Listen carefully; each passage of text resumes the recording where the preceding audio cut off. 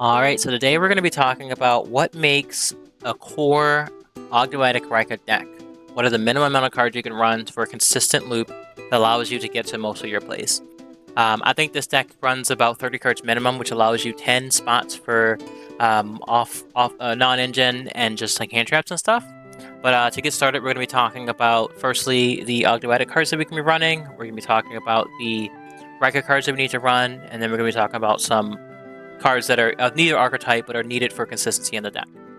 So to begin with the Ogdoadic cards, as minimum, we're going to be running 3 copies of Ogdoadic Nunu, 3 copies of Naya, 1 copy of Curse. This is a pretty consistent loop here that allows you to go from Curse to summon back Nunu to get your spells and traps.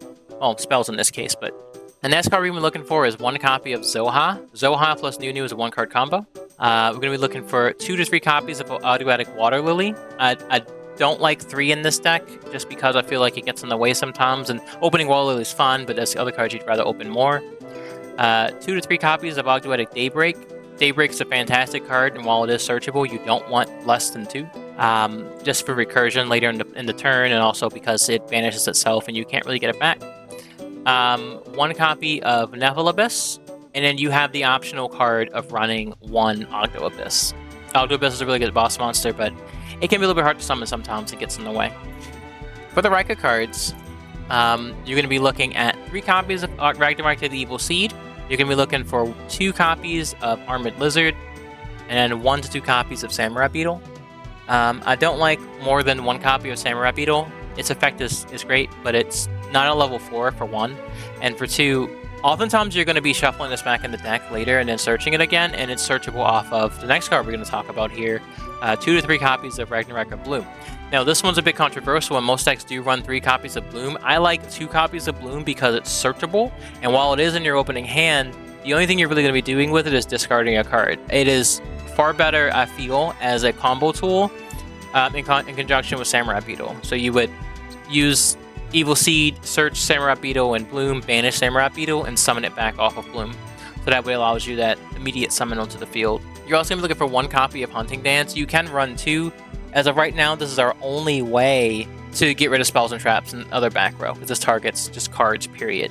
Until we get the new rank 3, we're not going to have any other way to destroy spells and traps, so 1 to 2 is fine. I think 1 is probably more than enough. You're going to be running 1 to 2 copies of Skeletal Soldier. I like 2 because it's the most common one you're going to be summoning, and it does get in the way of some of your other Ogdoadic plays, but I think that it's definitely one of the better combo tools. This card by itself is just a link 3. If you can summon it out with any of the Raika cards, it is a link 3. You're going to be looking at 1 copy of Mantis Monk. Mantis Monk is the way we're going to be getting their Hunting Dance, and it does nothing else. Granted, so it is the only other insect link monster that we're running in the core deck, besides Stag Sovereign. So if you want to have a quick way to just end on summon out Skeletal Soldier, summon out Mantis Monk, and then have a generic reptile monster, enables your pop 3 for Hunting Dance, but it's really up to you. I think 1 copy is fine.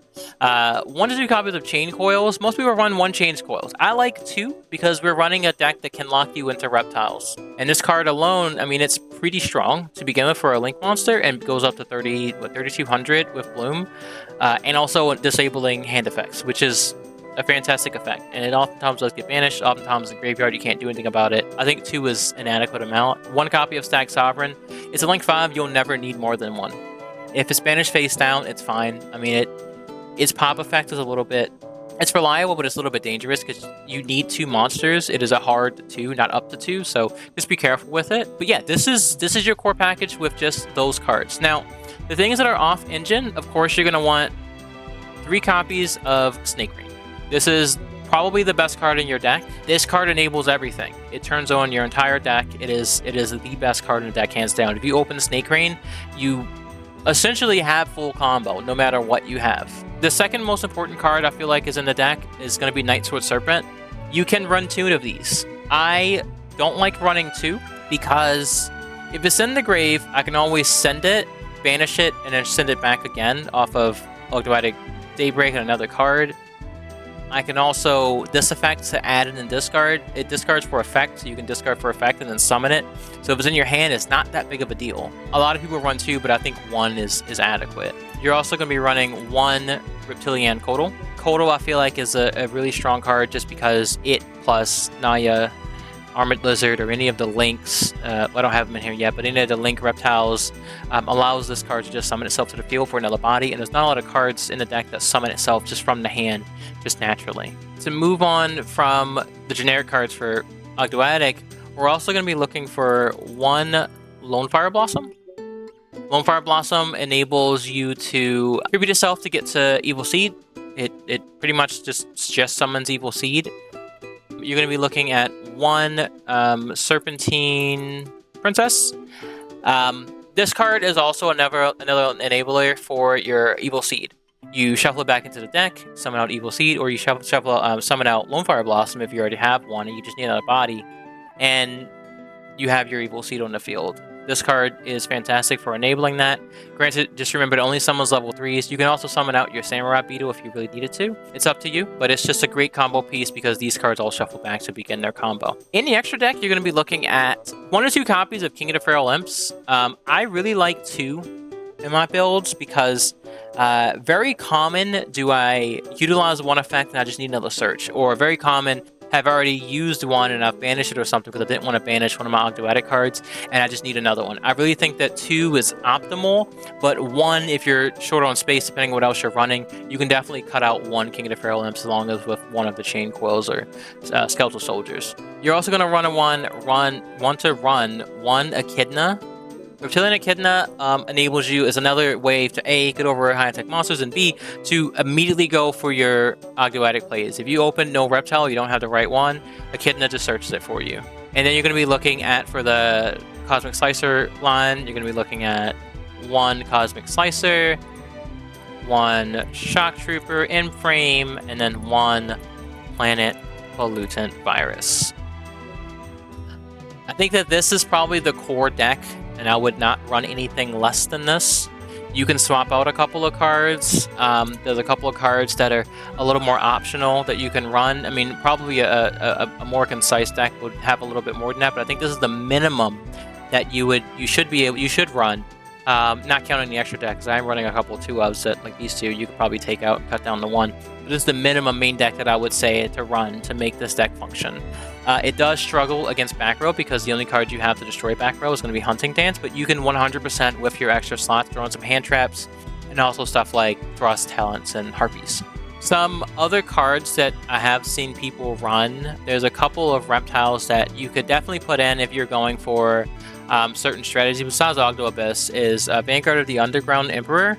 This card, if you send a card from hand to graveyard, which your cards generally do, you can summon it out as just a free reptile, and as also a level 8 to go into rank 8 plays if you're looking into playing rank 8 plays, and also Alasia. Now, this card I used to run in the pure build, but not so much in the OgdoRaika build, just because it doesn't come up as often. You know, having it is just a free summon, but it's not very often that I'm searching it out and like, oh, I really need another level 8 on the field, and that's just not something I do.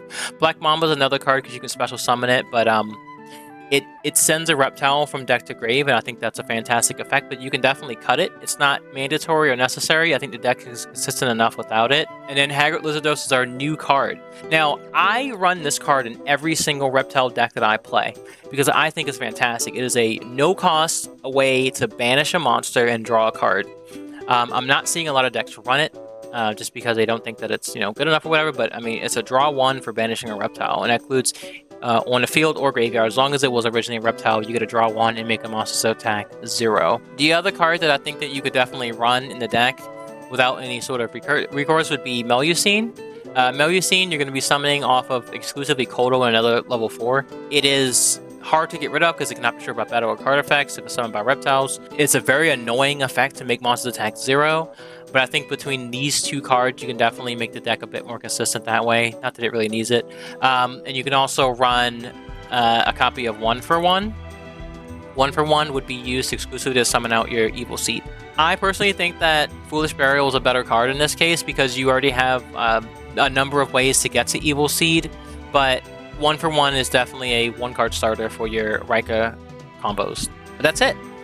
You tell me what you think, and I think that even with just these cards here, there's still these non-spaces for for hand traps and other non-engine cards to keep yourself under 40. You still have a couple of slots here for the extra deck. That's not counting any other monsters you want to run. And I feel like this is a pretty concise loop to very consistently go into plays that will allow you a very similar inboards without any sort of chaff that's going to get in the way.